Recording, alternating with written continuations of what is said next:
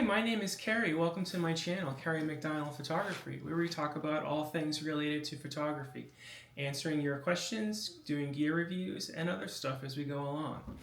Today we're going to talk about camera bags. This is my version of What's in My Camera Bag 2026 Digital Edition, where we'll take a look at what's in my personal bag. This is my everyday carry bag, and I will share with you the gear that I use on a daily basis. Firstly, if you would, please scrunch the button down below that says subscribe, and subscribe to my channel so that you know when new videos come out. I would really appreciate it. Thank you. So let's get into my bag. This is my personal camera bag. This is a Shimoda Designs 25-liter Urban Explorer backpack. It is designed for the urban environment, although I believe you could use this on a trail hiking. I love Shimoda bags. My first Shimoda bag was an Action 25. It was an Action 30 XL actually, designed for women with the thinner and ergonomic straps. But since I got this one, I really like it a lot. In fact, I'm planning on taking this on a trip with me next year to Japan, where I'll be doing a lot of photography on a daily basis, and this will be my go-to camera bag for that trip. Now, let's see what's inside.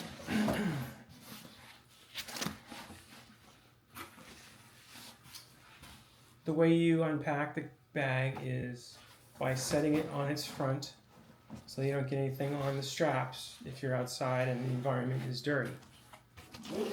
Just unzip this, and voila, there you go. Here's the inside of my bag right now, with all of my gear. First on my camera, this is the Hasselblad X2D Mark II camera. I just got it this spring, and this camera is amazing. I really love this camera a lot. I haven't enjoyed taking photographs on a digital camera like this for a long time.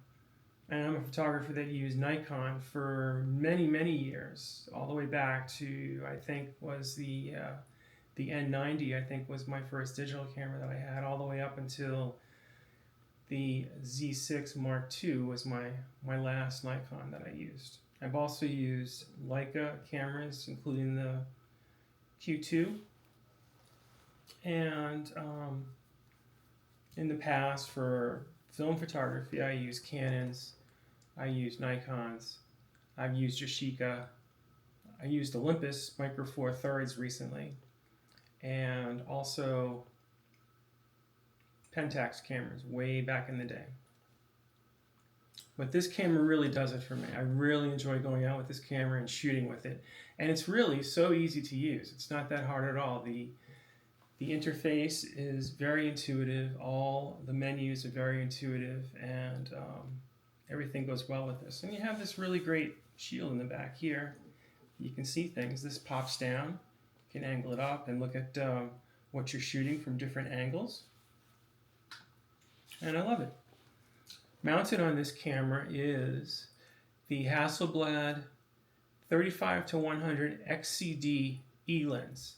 E stands for exclusive. This is an exclusive Hasselblad lens. It's a 2.8 to 4 f-stop lens, and this is the second in the line of Hasselblad's new E series lenses. The first one being the 20 to 35 millimeter lens.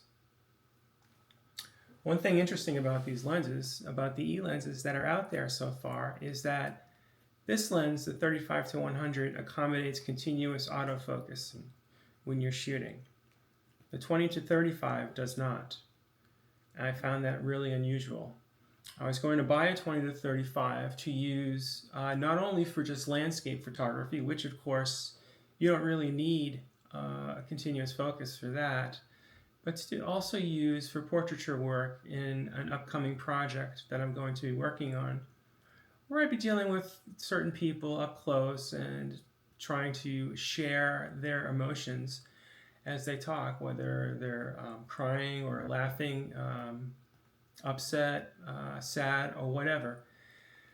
The idea of having the continuous autofocus would be much more helpful to me than just having the standard focus lens like the 20 to 35 has. So I did not choose to buy the lens at this point in time because of that reason.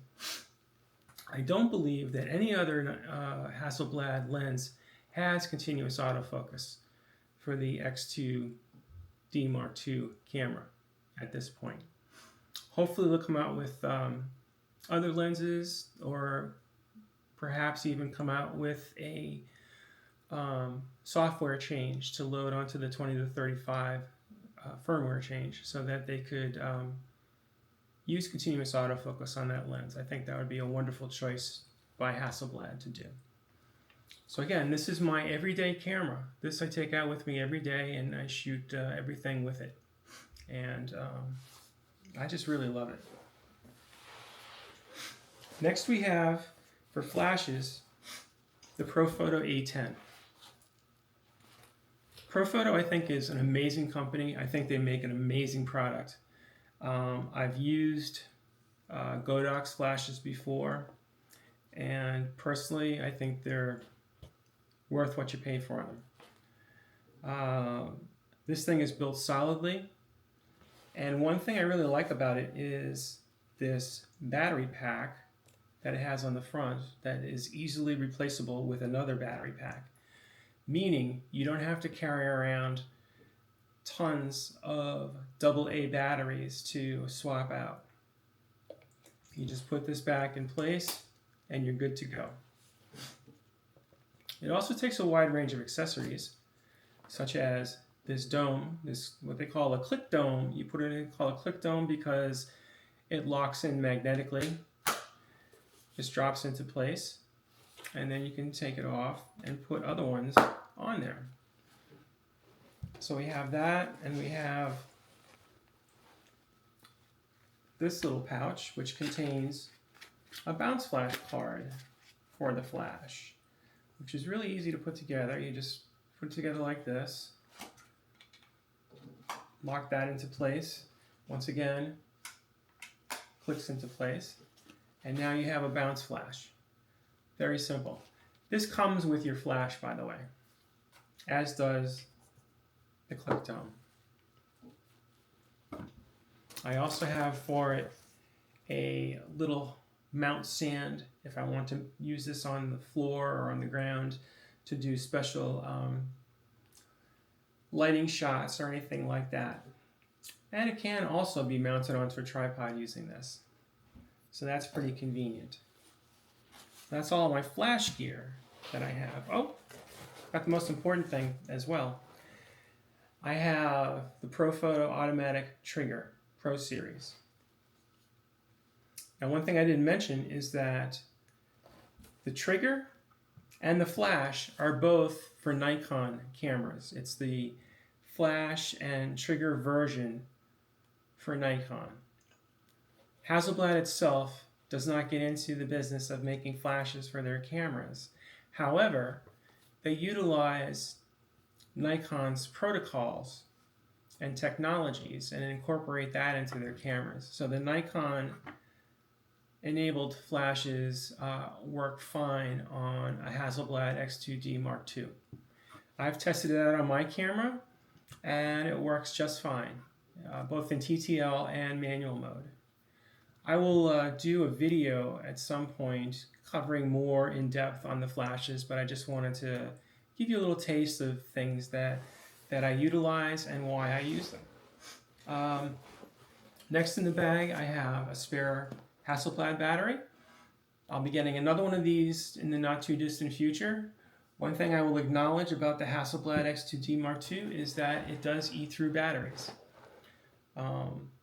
Especially if you're going to leave it on, which I wouldn't see why you wouldn't. You have to be ready for the shot at all times, you can't really be booting up your camera and then taking a photo. This boots up a little slower than most SLRs, most mirrorless cameras, I should say, digital. And you need some time, so I just leave my camera on all the time, and it goes through batteries on a much quicker scale than other cameras, like my Nikons, for example, that I had. I also have up here my Giodos rocket cleaner for my lenses. Everybody, I think, has one of these. I keep it in my camera bag to keep things clean. Next, I have this extender ring, 9mm extender ring. This goes, excuse me, this goes between my lens and the camera body. And what it does is extends the lens out, shortens the minimal focal length of the lens so that you can take photographs of more close-up subjects, such as flowers or insects or things like that. I tried to find a set of close-up lenses for my 35-100, but my 35-100 lens is a 96mm lens ring, and I couldn't find anything that big. I'm sorry, it's an 86mm lens ring. My fault. But I still couldn't find anything that big. In fact, the one filter that I just got that I'm waiting for is a Peter McKinnon variable density filter by Polar Pro. And I had to get the 95mm version of that, along with an 86mm step-up ring that'll snap onto. So the lens is a little large in that respect, but no biggie. So that's everything that I have in my camera bag for now. You can see how this is proportioned out, how I have it all set up for my gear. And let's get to other things. So one of the things you're going to see in here is a pocket for a laptop. This will ideally hold a 14-inch MacBook Pro. You could also throw in a 12.9-inch iPad Pro or any other models that you have in here. And if you don't use it for a laptop, you can use it for other things like a notebook, for example, or a day planner or anything like that. Or you could throw accessories in here like a flash diffuser or other things. In the back here, we have a pocket here that unzips, and you can put stuff in here, such as camera batteries, filters, charging cords, things of that nature. And it's really well protected, so it won't get rained upon. This bag is water resistant, by the way, and has a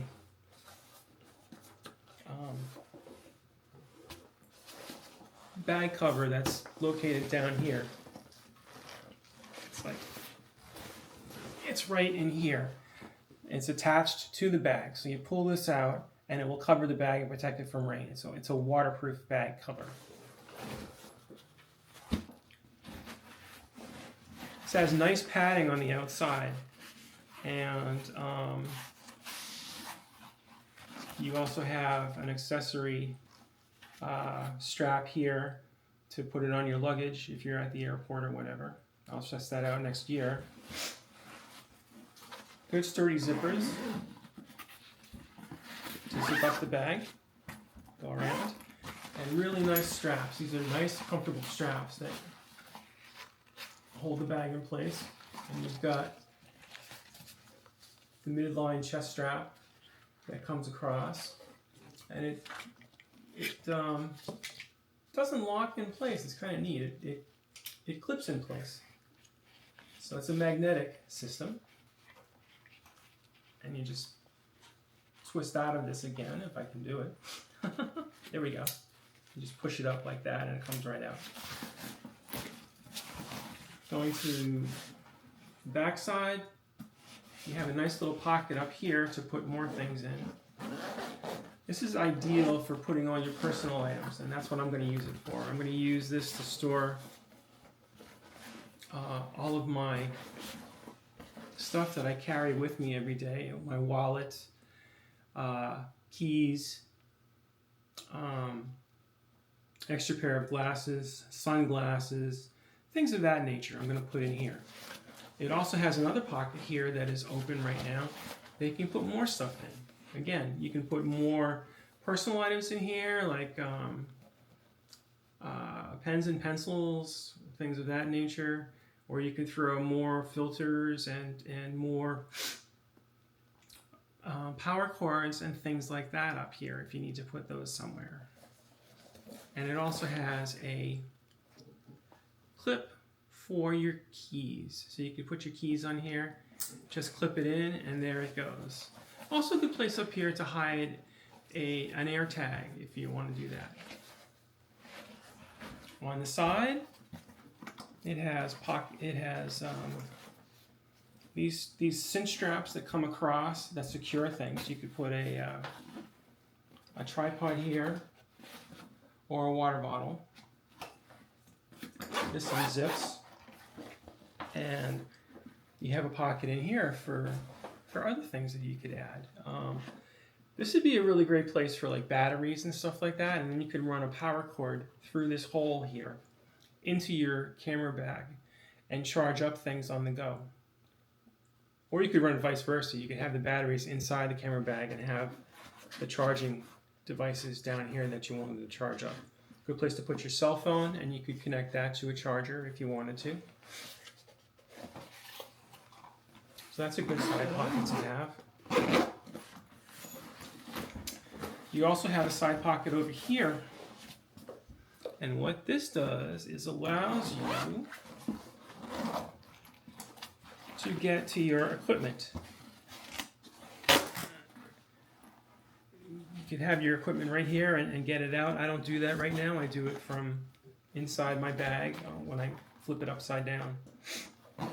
Although I might try exploring how to use this. And that's all that I can show you on the Shimoda Urban Explorer 25-liter camera bag that houses all of my stuff that I carry with me currently. I am going to get some more stuff to put in there because, of course, we as photographers can't seem to avoid buying new gear. And